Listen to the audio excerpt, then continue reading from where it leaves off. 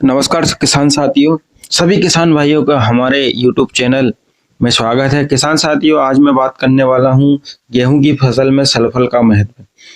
Sulphur जो है हमें गेहूं की फसल में किस अवस्था में डालना चाहिए और गेहूं की फसल में सल्फर डालने से हमें क्या क्या फायदे होंगे, आज हम इसी की बात करेंगे।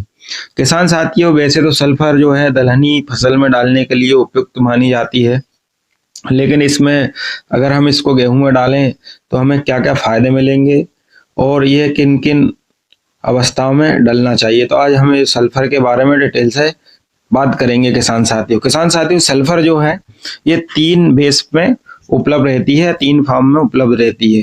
पहला जो फॉर्म है दानेदार, दूसरा रहती है पाउडर में और तीसरा रहती है तरल में। तो किसान साथियों, सल्फर जो है दानेदार सल्फर जो है हमें बोनी के लिए उपयुक्त रहती है। अगर किसी भी फसल में बोनी है, छींटे मारना है, फिकवाना है, तो उसके लिए जो है दानेदार सल्फर उपयुक्त मानी जाती है। दूसरा फार्म होता है दोस्तों पाउडर फार्म, जो कि WDG फार्म में आती है, जो कि फफूंदीनाशक का काम भी करती है और ये बहुत ही अच्छे प्रकार का फफूंदीनाशक होता है, जैसे पड़पाती रोग के लिए, सूखा रोग के लिए, और जो वाइट फ्लाई होती है, सफेद मक्खी होती है, सफेद फुद्दी होती है, उसके लिए बहुत ही कारगर और अच्छा फंगीसाइड रहता है।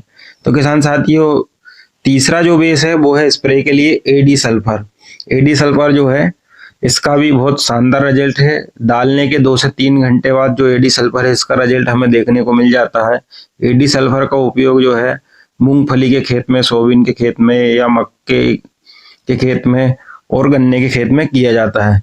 किसान साथियों, सल्फर का इस्तेमाल हमें कितना करना चाहिए और कब करना चाहिए? किसान साथियों, जब भी हम सल्फर का इस्तेमाल करें तो हमें सल्फर बेसल डोज में ही इस्तेमाल करना चाहिए, जो कि दानेदार बेस में आती है।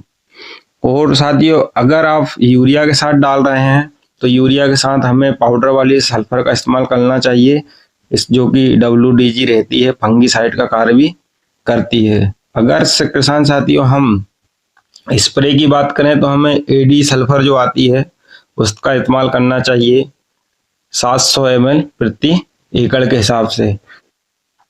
किसान साथियों, अगर जो सल्फर रहती है हमारी, ओरिजिनल सल्फर की पहचान कैसे करें?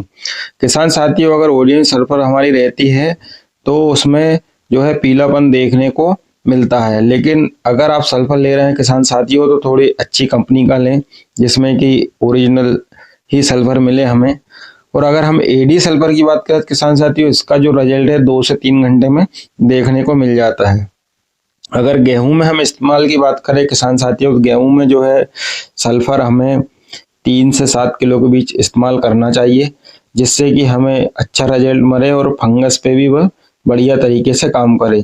किसान साथियों, हम बात करते हैं सल्फर कार्य किस प्रकार करता है। जब हम सल्फर का उपयोग हमारे खेतों में, फसलों में करते हैं तो ये किस प्रकार से कार्य करता है और इससे क्या क्या फायदे हमारी फसल को मिलते हैं।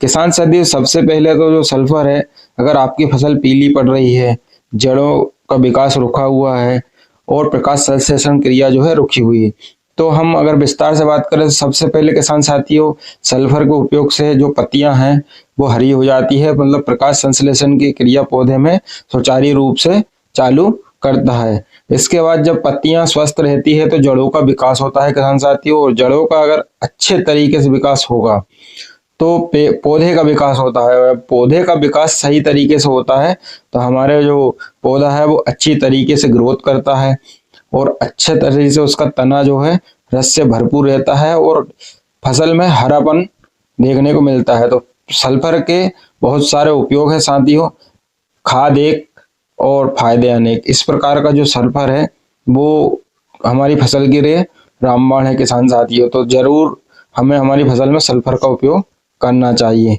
धन्यवाद किसान साथियों।